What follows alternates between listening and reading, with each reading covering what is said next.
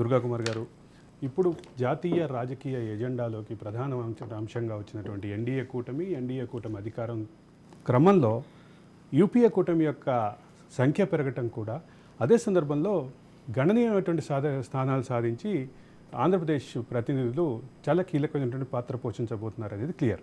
ఈ నేపథ్యంలో ఆంధ్రప్రదేశ్కి సంబంధించినటువంటి పెండింగ్ అంశాలు ఏ రకంగా ప్రభావం చూపబోతున్నాయి, ఏ రకంగా సాధన దిశగా వెళ్ళబోతున్నాయి. ఒకవైపు అయితే అంటే పదవుల కంటే కూడా ముఖ్యమైనటువంటి పాత్ర ప్రత్యేక హోదా పోషించబోతుందంటూ వార్తలు వస్తున్నాయి. దీని మీద మీరేమంటారు? ఇది ఒక రకంగా ఆంధ్రప్రదేశ్కి 5 సంవత్సరాల తర్వాత పట్టిన అదృష్టం, ఒక సువర్ణ అక్షరాలతో రాయగలిగిన ఒక అధ్యాయం కూడా అండి.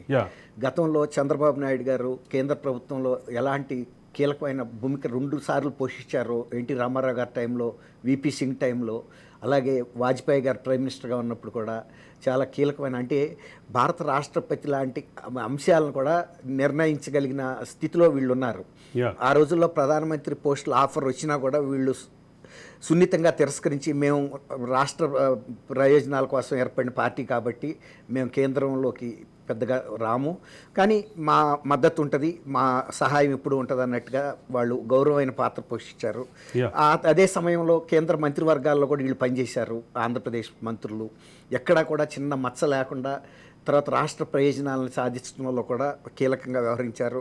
ఆ రోజు ఆంధ్రప్రదేశ్ ప్రజలు ఒక గుప్తుల కాలం నాటి పరిస్థితి, గత 5 సంవత్సరాల నుంచి ఎటువంటి సమస్య కూడా పరిష్కరించలేని స్థితిలో ఆంధ్రప్రదేశ్ వెళ్ళింది. దానికి కారణం ఆంధ్రప్రదేశ్ ప్రజలు చేసిన చిన్న పొరపాటు.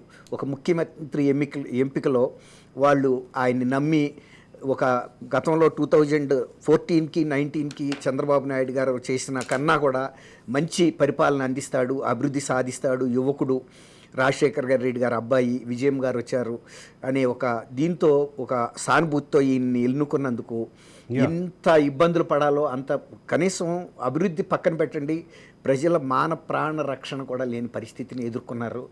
అది ఈయన జగన్మోహన్ రెడ్డి గారు అధికారంలోకి వచ్చిన మొదటి రోజు నుంచి కూడా వాళ్ళు ఈ విధమైన వేదనలో పడ్డారు, కానీ ఏమీ చేయలేరు. అప్పటికి వీళ్ళు ఓట్లు వేయటం అయిపోయింది, ఆయన ముఖ్యమంత్రి కూడా అవటం అయిపోయింది.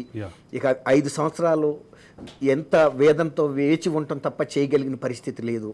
ఆయన రాష్ట్రం గురించి మాట్లాడటానికి ఆయనకి పెద్ద ఇంట్రెస్ట్ లేదు. ఎందుకంటే స్వయంగా ఆయన విపరీతంగా ముఖ్యమంత్రి కుమారుడిగా, ఆయన సాటున తండ్రి సాటు బిడ్డగానే ఒక 50,000 కోట్ల పైన ఆస్తులు సంపాదించి, అక్రమ ఆస్తుల మీద కేసులు పడి అవన్నీ కూడా జప్తులో ఉండి, తను కాపాడుకోవాలంటే ఈ ముఖ్యమంత్రి పదవి అనేది చాలా అవసరం కాబట్టి ప్రజల్ని వేడుకున్నాడు, నాకు ఒక్కసారి అవకాశం ఉండి ఒక్కసారి. అది ఆంధ్రప్రదేశ్ ప్రజలను ఉద్ధరించడానికి కాదు, రాష్ట్రాన్ని అభివృద్ధి